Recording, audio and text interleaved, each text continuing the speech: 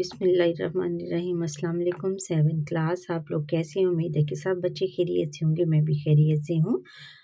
पिछली नशिस्त में हमने नमाज जनाजा और दीगर नमाज़ों के सवालों के जवाब दिए थे। आज हम दुआ की अहमियत और फजीलत के बारे में पढ़ते हैं। अच्छा, सबक शुरू करने से पहले जिन बच्चों ने मुझे सब्सक्राइब नहीं किया, जल्दी सब्सक्राइब करें, बेल आइकॉन पर क्लिक करें ताकि हर आने वाला लेसन मेरा आप तक पहुंच सके। ईमानियात में तीसरे नंबर पर है दुआ की अहमियत और फजीलत। इसकी रीडिंग है कि दुआ के लफ्ज़ी मायने है पुकारना। दुआ इबादत का निचोड़ है, यानी इबादत, दुआ एक बहुत बड़ी इबादत है। मोमिन का हथियार है, यानी जो मोमिन है उसका हथियार है कि वो इबादत ही के ज़रिए अपनी हर चीज़ मनवा सकता है। बंदे का अपने रब के सामने आजिज़ी और इंकिसारी का इजहार है। और फिर क्या है, दुआ इंसानी फितरत का हिस्सा है। जब मसाइब और आजमाइशें चारों तरफ से घेर लें तो हाथ अपने रब के हजूर उठ ही जाते हैं। दुआ करने से इंसान को इत्मीनान नसीब होता है, सुकून महसूस होता है। दुआ मांगने की फजीलत अल्लाह ताला ने हमें ज़रूरियात के पूरा करने का जो सबसे ज़्यादा कारगर तरीका, जो सबसे ज़्यादा मौसर तरीका बताया है वो दुआ है। दुआ अल्लाह ताला से लेने का ज़रिया है।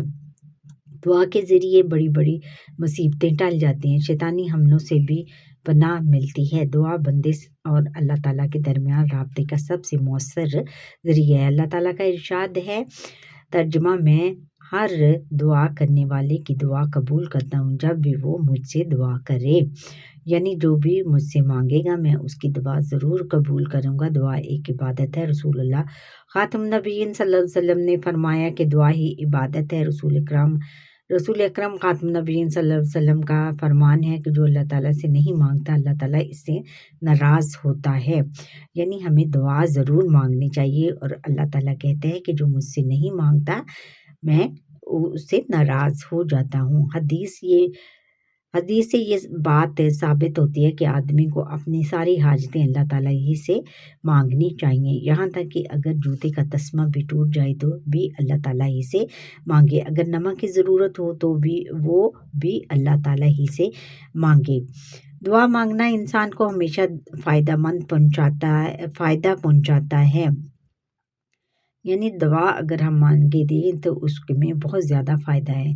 नबी करीम ख़ातम नबीन सल्लल्लाहु अलैहि वसल्लम ने फरमाया, मोमिन कोई ऐसी दुआ करता है जिसमें कोई गुनाह की बात और कतई रहमी ना हो तो अल्लाह ताला की तरफ से इसको 3 चीज़ों में से कोई एक चीज़ ज़रूर अता होती है। जो मांगा हो वही इसको अता कर दिया जाता है। इसकी दुआ को आखिरत के लिए ज़ख़ीरा कर दिया जाता है, या इसके आखिरत के लिए ज़ख़ीरा कर दिया जाता है। जो लोग कहते हैं कि मेरी दुआ कबूल नहीं होती, वो दुआ बेटा अल्लाह ताला उसकी दुआ आखिरत के लिए रहने देता है।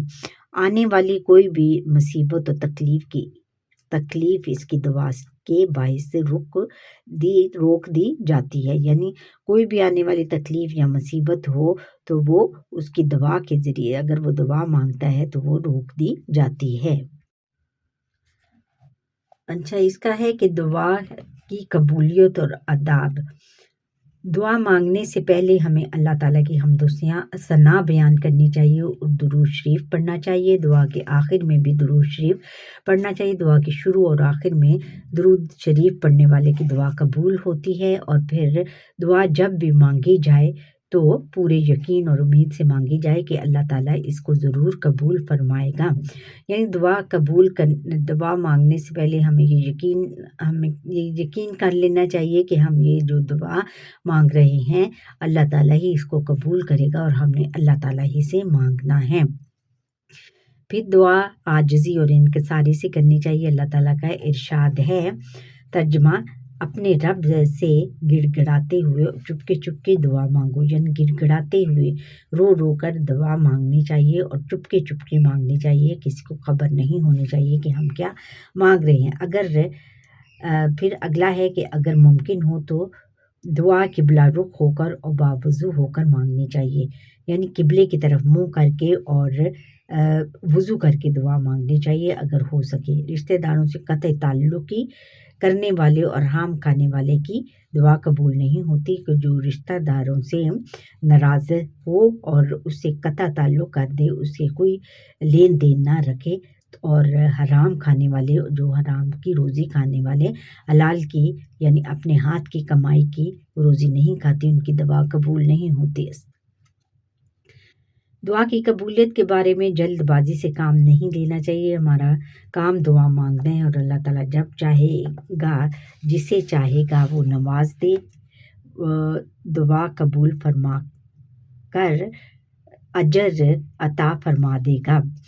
اچھا، ہمیں ساری انسانیت کے لیے دعا مانگنی چاہیے، یعنی ہمیں ساری انسانیت کے لیے دعا مانگنی چاہیے، کیونکہ جو شخص دوسروں کے لیے دعا کرتا ہے اللہ تعالیٰ اس کی دعا کو قبول کرتا ہے۔ پھر ہے کہ دعا صرف جائز کام کے لیے مانگنی چاہیے، ناجائز کاموں کے لیے دعا مانگنا سخت گناہ بات ہے۔ اور پھر یہ ہے کہ سب سے زیادہ جامع دعا قرآن مجید میں نازل ہونے والی اس دعا کو قرار دیا گیا ہے۔ یہ کیا ہے؟ ربنا آتینا فی الدنیا حسنۃ وفی الآخرۃ حسنۃ وقنا عذاب النار۔ اس کا ترجمہ ہے کہ اے ہمارے رب، ہمیں دنیا میں بھلائی عطا فرما اور آخرت میں بھی بھلائی عطا فرما، اور ہمیں آگ کے عذاب سے بچا لے۔ پھر آگے ہے کہ حضور اکرم خاتم النبیین صلی اللہ علیہ وسلم نے زندگی کے مختلف مواقع کے لیے مختلف دعائیں سکھائی ہیں، اور زندگی میں برکت کے حصول اور برائی سے حفاظت کے لیے ان دعاؤں کا خصوصی اہتمام کرنا چاہیے۔